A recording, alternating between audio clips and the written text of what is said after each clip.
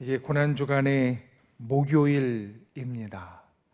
우리가 예수 그리스도께서 십자가에 달려 돌아가신 이 고난주간의 금요일을 성금요일이라고 부르며 내일 우리가 맞이하게 되어지는데, 사실 그 예수 그리스도의 고난의 절정인 십자가의 날 금요일 바로 앞서 이 목요일 예수님께서 마지막 시간을 이 땅에서 보내셨습니다.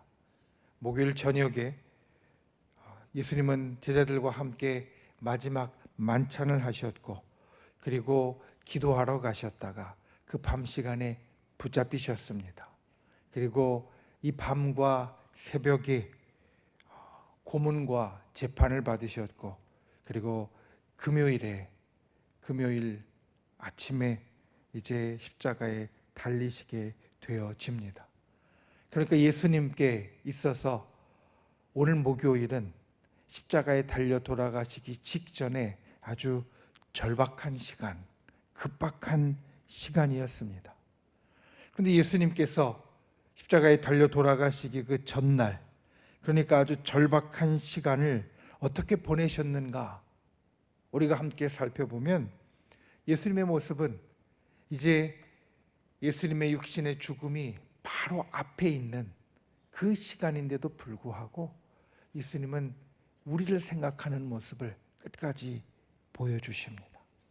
요한복음에 보면 예수님이 십자가에 달려 돌아가시기 전날 마지막 만찬을 하시면서 제자들에게 하신 말씀들이 나오는데, 그 말씀에 보면 제자들을 향하여서 너희가 서로 사랑하라 말씀하셨고 서로 하나가 되라고 말씀하십니다. 사실 이제 잠시 후면 예수님께서 붙잡히셔서 갖은 고문과 그리고 고초를 당하신 후에 십자가에 달려 돌아가시게 될 터인데, 이제 곧 죽는다는 걸 아시면 본인의 마음이 굉장히 심란하고 내 일로 마음이 굉장히 어지러울 텐데, 예수님은 마지막까지 제자들을 생각하시면서 서로 사랑하라고, 하나가 되라고, 그리고 너희에게 또 다른 보혜사이신 성령님께서 오실 것이니 걱정하지 말라고, 본인의 생명이 이제 잠시 후면 세상을 떠나게 되실 텐데도 제자들을 걱정하는 모습을 보여주셨다는 겁니다. 그리고 예수님께서 목요일 저녁에 보여주신 이 마지막 모습은 우리에게 예수님의 십자가의 본질이 무엇인지, 예수님의 십자가의 중심이 있는 것이 무엇인지 우리에게 분명하게 보여줍니다. 마지막 시간까지 예수님 자신의 일로 절박한 것이 아니라 제자들의 일로, 우리들의 일로 절박하셨다라는 그것은 우리가 십자가를 더 믿을 수 있도록 만들어줍니다. 보통 내 일로 절박한 사람은 내 일을 챙기다 보면 다른 사람에게 피해를 주기 마련입니다. 내가 우선이고 다른 사람은 다음이기 때문에 내 일로 절박한 사람은 나를 챙기지 다른 사람에게는 피해를 주는 사람이 되기가 쉽습니다. 그런데 내 일이 아니라 다른 사람의 일로 절박한 사람은 때로 내가 희생할지라도 그를 이롭게 하려고, 그에게 좋게 하려고 나아가기 때문에 믿을 수 있다는 겁니다. 예수 그리스도의 십자가는 예수님을 희생하면서 우리를 이롭게 하는 사건이었습니다. 예수 그리스도의 십자가는 예수님 당신을 이롭게 하는 사건이 아니라 바로 우리를 이롭게 하는 사건이었습니다. 그래서 예수 그리스도의 십자가는 우리가 믿을 만한 사건이었고 우리가 신뢰할 만한 사건이었다라는 겁니다. 우리가 이제 오늘 그리고 저녁을 지내면서 내일 새벽에 이르기까지 예수님께서 이 땅에 보내신 그 마지막 시간을 생각할 때, 예수님은 마지막까지 자신을 생각하신 것이 아니라 우리를 생각하셨다. 이것을 기억하고 나를 위한 십자가, 예수님을 위한 십자가가 아니라 나를 위한 십자가를 우리 가슴마다 새기고 또 꼭 붙잡는, 놓치지 않는 분들이 되시기를 예수님의 이름으로 축원을 드립니다. 이제 오늘 우리가 읽는 히브리서 말씀은 히브리서 8장과 9장입니다. 우리가 어제까지 히브리서 7장 말씀을 보았고 오늘 히브리서 8장과 9장 말씀을 읽는 시간입니다. 그리고 오늘 우리가 보는 히브리서 9장 15절의 본문뿐만 아니라 히브리서 8장과 9장에는 새 언약이라는 말이 여러 번 등장합니다. 아니 많이 등장합니다. 어제는 우리가 예수님께서 더 좋은 언약의 보증이 되신다라고 말씀하셨습니다. 예수 그리스도께서 더 좋은 언약의 보증이 되어 주신다라고 말씀을 드렸는데 언약은 더 좋은 언약이 이제 새 언약으로 나타납니다. 새 언약은 본질적으로 더 좋게 나아진 것이 아니라 전혀 새롭게 되어지는 겁니다. 그러니까 새 언약은 옛 언약을 개선해서 옛 언약을 좋게 고친 것이 아니라 새 언약은 옛 언약을 전혀 새롭게 우리에게 바꾸어 주시는 겁니다. 옛 언약을 그렇다고 해서 없앤 것이 아닙니다. 옛 언약을 없앤 것이 아니라 옛 언약이 이때 그 옛 언약을 가지고 그대로 나아가면서 바꾸신 것이 아니라 그 옛 언약의 목표, 예수님께서 옛 언약을 주셨던 우리 사람의 구원이라는 목표를 전혀 새로운 방향에서, 전혀 새로운 방법으로, 전혀 새로운 길로 다가가신 것, 우리에게 허락하신 것이 새 언약입니다. 그래서 옛 언약은 우리가 사람의 일로, 세상의 일로 그것을 해결하고 그 언약에 이루는 것에 나아가려고 했다면 새 언약은 하나님께서 친히 육신을 가지고 이 땅에 오셔서 첫 언약, 옛 언약의 문제를 해결하시고 완성하신 것이 되어진다는 겁니다. 이것이 어떻게 완성이 되었는가? 오늘 우리가 보는 본문 15절 말씀에 그 과정이 나옵니다. 새 언약은 우리로 영원한 기업의 약속을 얻게 한다라고 말씀합니다. 그런데 그 영원한 기업의 약속을 어떻게 얻느냐?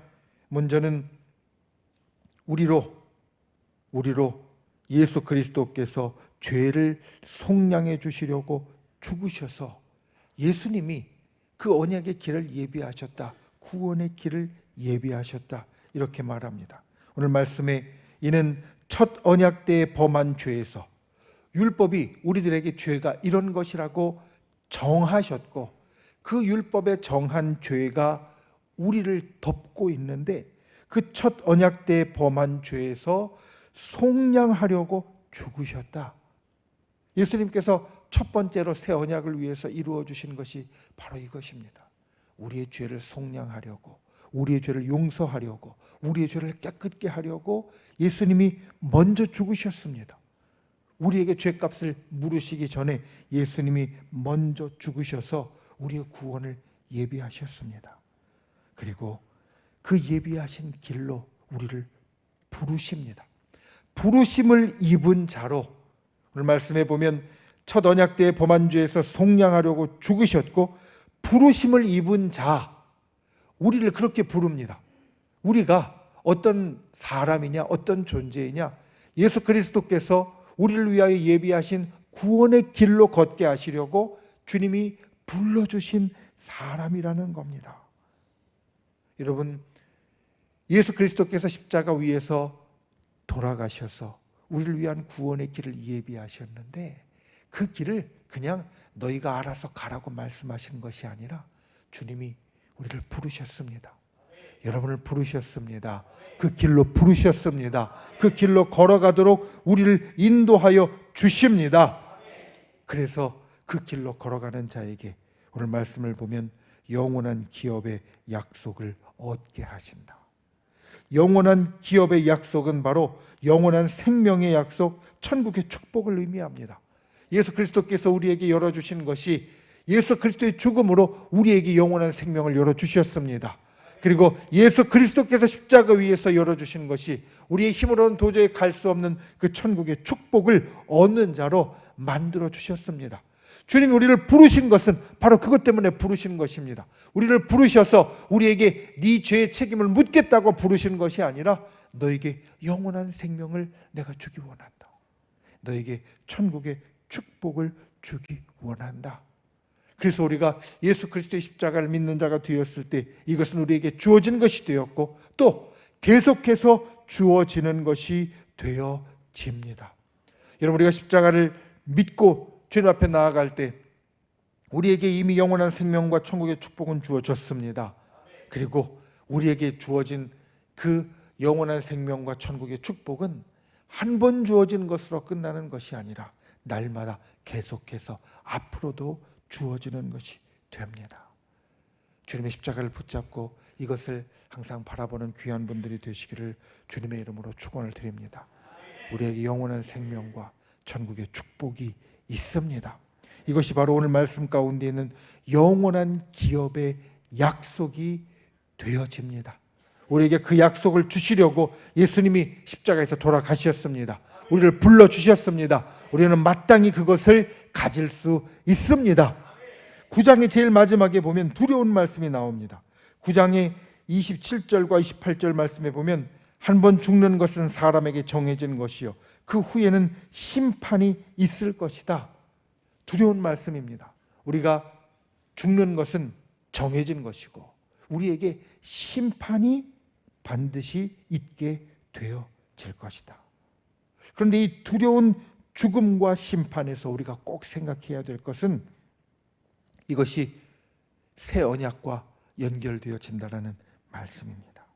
이어지는 28절 말씀에 보면 27절에 한 번 죽는 것은 사람에게 정해진 것이요 그 후에는 심판이 있으리니 말씀하신 후에 이어지는 28절에 보면 우리를 구원에 이르게 하기 위하여서 두 번째 나타나시리라. 그러니까 죽음과 심판은 예수님께서 다시 두 번째 우리에게 나타나시는 순간이 되어지고 주님께서 우리들에게 주신 새 언약이 이루어지는 순간이 되어진다는 말씀입니다.